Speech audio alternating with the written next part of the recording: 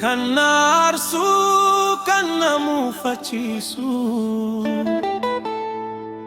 ofiin oodee kanna duchisiisuu siif jecha hinaafuu koomaaf koostaa nan hubadhuufu akkaan beektaa.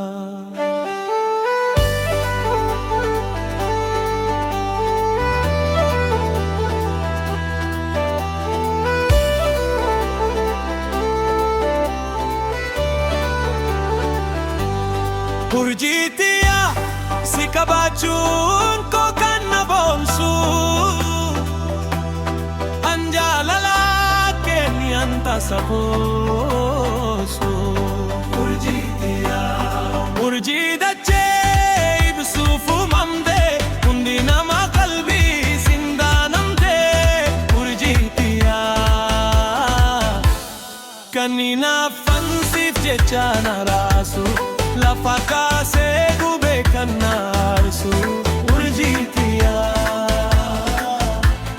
murtii onneetiya yoomuu kanan tiksu osoon itti yaadin lafaa ka'e kanan faarsu. Ansi qofaa kanan fadhu kiyya ta'ii naaf jiraadhu.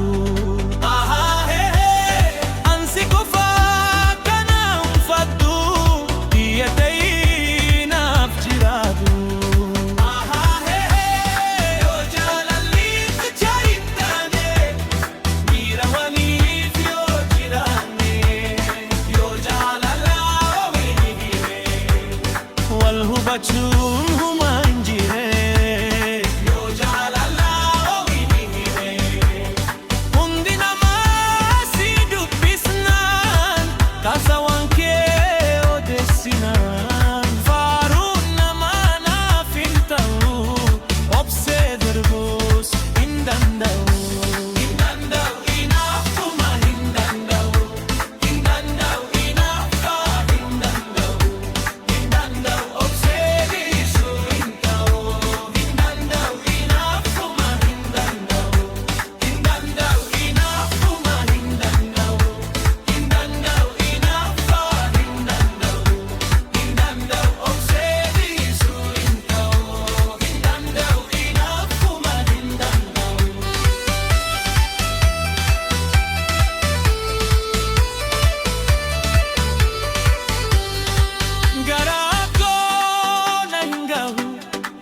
Himena to midagni ke wan maran sifaye dangada amalike sirratik sanola ha ha namasi dubbisu lafanatu kala ha ha kan sifna difisu.